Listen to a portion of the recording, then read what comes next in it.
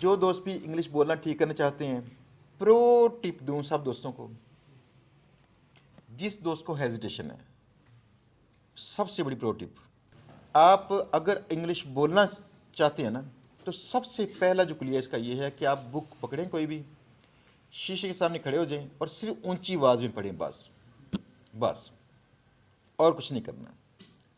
इसकी वजह सुनने वाली है। हेजिटेशन पैदा कैसे होती है?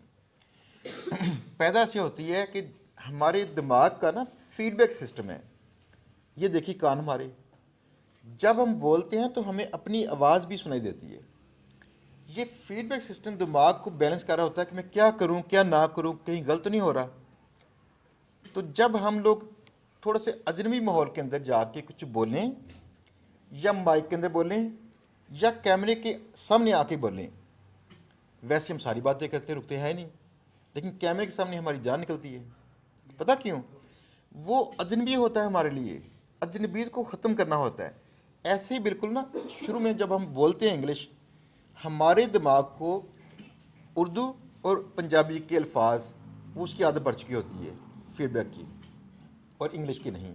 मिसाल दूँ एक छोटी सी, पुराने ज़माने में ना जब टेलीफोन अभी नया नया आया था ना, तो ऐसा था जो ख़वातीन फ़ोन, बूढ़ी ख़वातीन थी ना, जो कभी फ़ोन पे बात करना पड़ती, कोई बाहर उनका बच्चा है, तो फ़ोन पे बात करते झिझकती थी वो।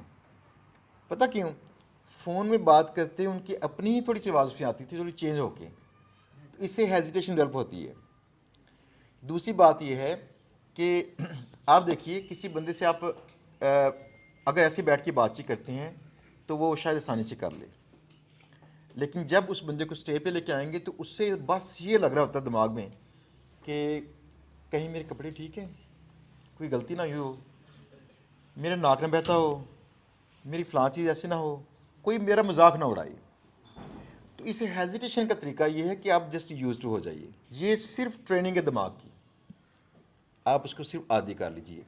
ये बात ना एक बार हमारे एक लॉ मैंने किया है, और LLB करते हुए ना हमारे एक इंग्लिश के टीचर थे, तो वहाँ पे स्पोकन करवाते थे। उन्होंने एक सवाल किया था कि हेजिटेशन किल कैसे करनी है, तो मैंने जब यही जवाब दिया तो कहते हैं यार कमाल है, सच है, हमें सिर्फ हमारा ही मसला आता है। आप कभी नोट कीजिए, जो बंदा सिर्फ पंजाबी बोलने का आदी है, पंजाबी के उर्दू के अल्फाज तो आधे तो सेम है, आप उससे कहीं ज़रा उर्दू बोल के दिखाए, उसे शर्म आएगी, आएगी ना। इंग्लिश बेगानी ज़बान है इसलिए शर्म आती है। जस्ट अपने दिमाग को आदी कर ले ऊंची बोलने की, तो ठीक हो जाएगा।